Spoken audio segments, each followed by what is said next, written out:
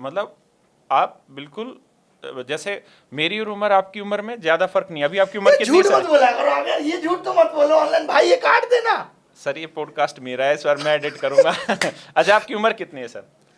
यार। हमारी आपकी उम्र में 7 साल का अंतर होगा। माइनस में नहीं जाना सर, प्लस में आओ। नहीं नहीं, 7 साल का नहीं होगा हमारी आपकी उम्र कितनी में। उम्र है सर ये तो बताओ। अब आप अपनी में से 7 घटा के बताओ। ये थोड़ी है, इसको एक्स थोड़ी मानूंगा मैं। बताओ सर कितनी?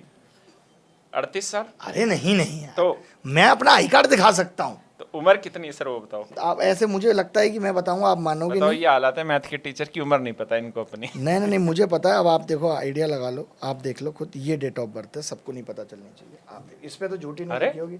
आपका ये जीएसटी इंस्पेक्टर का ही कार्ड है? हाँ, अरे जब वाह। ज्वाइन किया था। अब आप देखो, इसमें तो गलत नहीं लिखी होगी। सर आपकी एज 1990 में आपका जन्म है, ये तो बड़ी अच्छी तो चीज आपने है। तो बोल दी यार सबको। ये सर का, अभिनय सर का जीएसटी इंस्पेक्टर का आई कार्ड इन्होंने अभी तक रखा हुआ। तो ये किस लिए रखा है? घरवाली को दिखाने के लिए, नहीं किसी नहीं और को नहीं, सर? बात क्या है कि जब गवर्नमेंट जॉब में गए थे। अच्छा आपने फिर वर्दी पहन पहन के फोटो नहीं खिंचवाई कभी?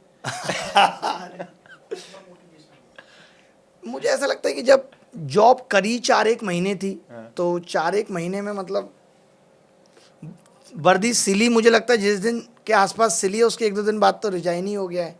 अच्छा ज्वाइन करने के काफ़ी दिन लग जाते हैं। जब तक आप ज्वाइन नहीं करोगे तब तक आपको वर्दी पहनने का अधिकार भी नहीं है। नहीं। आप नहीं कर सकते उस चीज़ को। और जब आप गवर्नमेंट में नहीं हो, तो जैसे आज के दौर में भारत सरकार लिखवाना भी गाड़ी पे गलत बात है। गलत बात है। मतलब कोई भी गवर्नमेंट में, चाहे वो आईएएस ऑफिसर है, वो भी नहीं Illegal लिखवा है। सकता है अगर आपका प्राइवेट वाहन है तो। तो जब सर वो एक चीज़ मैं यहीं पे यही कहूँगा कि थोड़ा सा वो ये है, रील का ज़माना है और रियलिटी बहुत पीछे रह गई है, और इसीलिए शायद हम भी हाँ जो दिखता है शायद वो बिकता है, वही उसी वाली। थ्योरी पे लेकिन लोग सर चल रहे मुझे हैं। भरोसा पूरा है कि ये चीज़ भी एक दिन फटेगी और रील का ज़माना भी फटेगा और लोगों को समझ में आएगा कि असली कौन है। अच्छा आपको ऐसा लगता है? मुझे ऐसा लगता है। अब कारण? क्योंकि हर चीज़ 3-4 साल बाद मर जाती है सर। नफ़रत भी मर जाती है, मोहब्बत भी मर जाती है, अटैक भी मर जाता है, जो कुछ भी होगा, हनी सिंह भी मर जाता है। 4-5 साल बाद दोबारा से एक दौर आता है सबका। तो मुझे लगता है कि ये चीज़ अभी चरम पे है, जहाँ लोगों को समझ में आ रहा है। अलग अलग चीजें हैं सर। दलजीत दोसांझ उठता रहा और आज बिल्कुल बहुत ऊंचाई पर चला गया। जो कहीं थोड़ा सा भी गलत होगा तो गिरने के चांसेस बहुत तेज गति से गिरेंगे। आपने बिल्कुल सही कहा। तो आप इसे सही थोड़ी मान रहे हैं? जो ये रील्स में हाँ, नहीं, ये चीजें चीज़ दिखाई जा रही हैं गलत है। सही नहीं है ना, तो सही नहीं है इसीलिए इसीलिए गिरेगी। गिरेंगे, जेन्युइन बात है। सच्ची मोहब्बत भी नहीं गिरती। मैंने तो मोहब्बत की बात की इसलिए कि मोहब्बत मर जाती है, सच्ची मोहब्बत नहीं। अच्छा तमाम सर, लोगों की मरती एक चीज बताना, ये आपकी जितनी भी रील वगैरह होती हैं, क्लास में भी आप मस्ती जो काटते हो, उसमें ये सच में लड़कियां सामने बैठी रहती हैं? तू बता शैली, तू बता प्रीति, तू बता सौम्या, प्रीति, तू बता ऋचा। सौम्या, ये कोई होती भी है कि बस नहीं मस्ती काटते नहीं हैं? होती हैं सर, नहीं होती हैं। बस वो मैं महसूस, बच्चों को अच्छा लगते रहे कि चलो सौम्या है, हम क्लास देखते हैं, कब वो बीच में आ जाए। बच्चों को वो उस उम्मीद में वो टिका रहता है। लड़कों के भी नाम लेते रहते हो रील में? हाँ हाँ, बाकी कोई ऐसे होता नहीं है। वो मुझे फील आता रहता है कि यार ऑफलाइन जैसा फील आता रहे। क्योंकि मैं आज भी मतलब खाली पढ़ाना ही नहीं, मुझे हर काम डूब के करना अच्छा लगता है। अच्छा। प्रेजेंस ऑफ माइंड रहे एकदम, बच्चों को पढ़ा रहे हैं तो मज़ा आ जाए। जैसे आपके साथ बैठा हूँ तो मैं वक्त भूल जाऊँगा, आप कितना भी हो जाए, आपसे बातें होती रहेंगी। तो मुझे टाइमलेसनेस बहुत पसंद है। अच्छा, एक आप क्लास में ना शेर शायरी बहुत करते हो, तो रट के आते हो सर उसी दिन या पहले से होती है जहन में? नहीं नहीं, रट के नहीं सर, लिखी बहुत थी उसके लिए। एक आध सुनाओ ना सर। तो आपने एक शब्द कहा कि लिखी बहुत थी उसकी, उसके लिए किसके तो लिए? वो अभी लिखी है कि गई?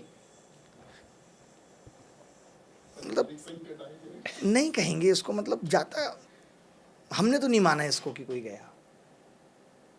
आपने वो डायलॉग सुना है नवाजुद्दीन सिद्दीकी का कि मैं मौत को टक से छू के आ सकता हूँ। तो आप ऐसे छू के निकल रहे हो हैं? सर मैं प्यार मोहब्बत या किसी भी चीज़ पे बच्चों को बस एक सलाह आज अपने अनुभव से ये हमेशा देता हूँ और फिर देना चाहता हूँ कि कभी भी ज़िंदगी में इतना इन्वेस्ट मत कीजिए जज्बातों को, पैसे को, मोहब्बत को, कि आप पूरी तरह खाली हो जाएं। क्योंकि खाली होने के बाद ना आप कुछ नहीं कर पाएंगे, क्योंकि आपके पास भी कोई नहीं आएगा, क्योंकि आपके पास देने के लिए कुछ नहीं है।